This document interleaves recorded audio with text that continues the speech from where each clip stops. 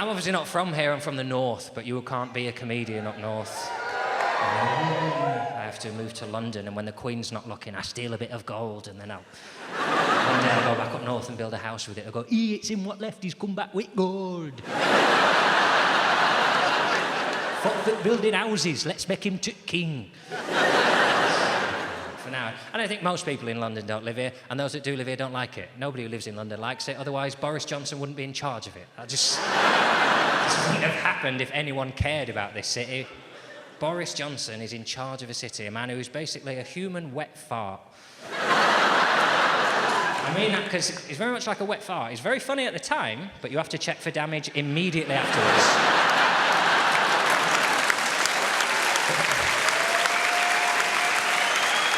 The only time I hate, like, all of us with that just universality is when I watch Take Me Out. That's the only other time. I just think we've ruined this. Whatever we had has gone now. If you've never seen it, well done. Whatever you've done until now has been correct. It's basically, to sum it up, everything that's gone wrong with society since Blind Date. That's what it is. Blind Date, you had it was just limited numbers, wasn't it, of nervous people, and you'd have Scylla come out, and she'd go, all right, everybody, and you'd have a little student here shitting himself like that. So we'll go, now there's 3 girls over there. You go, girls, I know I can smell them. Never met one before now, right? And she'd go, now the girls are over there behind the screen, so you can't judge them on their looks. That's key. So if you want to get to know about them, you've got to ask them a question, preferably the kind of question you'd never actually ask a human being in your life. Never in the history of dating has someone walked up to someone at a bar and gone, God, I saw you over there and I just had to... 2 martinis, please. I just had to know, I mean, if you were a fruit, what fruit would you be? But it was good enough for Blind Date. He'd ask that question.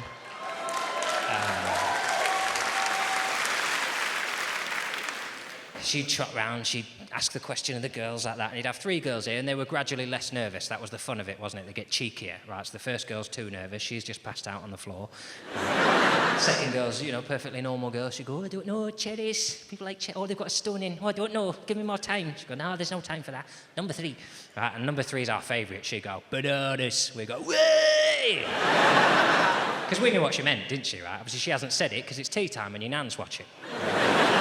So that can you could all enjoy the programme together then. Your nan could watch that and she'd go, oh, very good bananas, lots of potassium in bananas. You wouldn't ruin it for her, would you? You wouldn't go, oh, no, she means dicks, actually.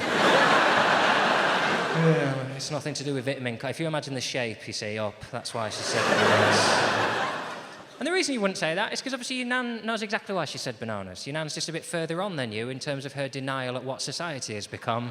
She's just pretending, do you know what? Maybe we're not talking about dicks at tea time. Because the truth is, if you did say that to your nan, she'd go, oh, no, that's it. We couldn't get bananas in the war. You had to use carrots. Go,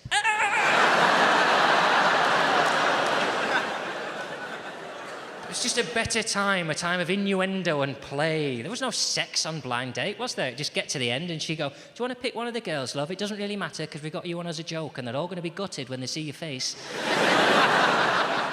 And it shapes people, it shapes how you feel about dating. I grew up with that and I thought, that's from, one day I too will appear from behind a wall and disappoint 3 women at once. I don't need to have sex, we'll just have a game of Scrabble somewhere and we'll never see each other again. That'd be nice. Now it's Take Me Out, which is just basically live shagging.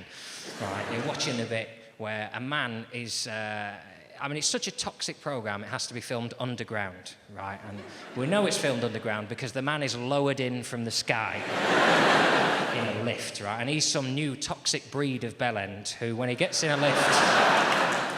lift and hears music and starts fucking dancing to it. Fucking yeah. I'll tell you what, my name's Dean and I'm from Bradford and I think if I keep shouting that loud enough, I'm gonna get fucking laid. He gets lowered into a pit and there's no screens, they just basically goes, that one there, and not that one, no, that one. Right, and then they get to the end and they go up these stairs here, supposedly to the Isle of Fernando's, but it doesn't exist, I've checked. They just start shagging each other on the stairs, right, and a producer comes and pushes a button and they slide into a skip and they get wheeled away to make Finder's lasagnas. Still need meat, don't they, Finders? You've got to ask where they're getting it from. They're sexually desperate, that's where. thought, well, that'll be my destiny. That's how I'll meet a girl one day. I'll be walking past a hotel and they say, oh, you're here for the cleaning convention, Mr. Richardson? It's just downstairs. Press the button and I'll hear the music and I'll think, oh, shit.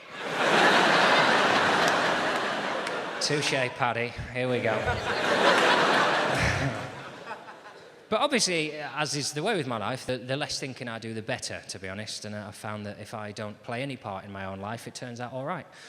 Because what happened is I went to a bar, and this girl that everyone's been trying to set me up with, she was in there, and we met each other, and we started talking. I was so freaked out the first night that I just didn't know what was happening, because it's bad enough meeting someone for the first time, but being told that you're not only going to get on with them, but you're going to end up marrying them, just mind-blowing. So and then we get to the end, and I think, well, that's taken care of that. That's I've probably put her off quite enough with my personality there to stave off any future happiness. She'll go back to my friend. She'll go, yeah, no, I met him. He's, ooh, isn't he? He really talks like that, doesn't he? I thought he just did it for telly, but I was stood next to him going,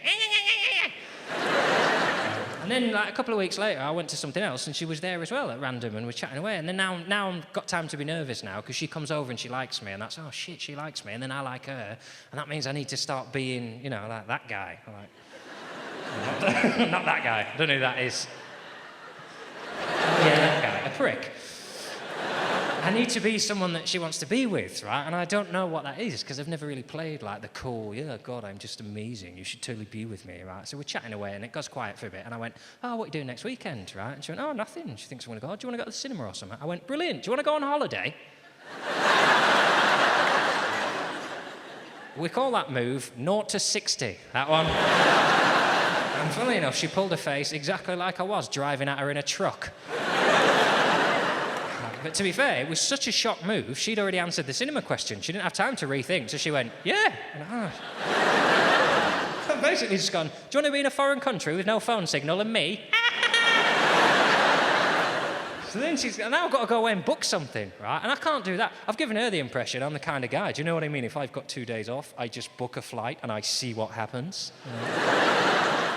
I'm not that kind of person. I'm the kind of guy, if I've got 2 days off, I have a good tidy up the first day, and the second day I sit still and I don't touch anything.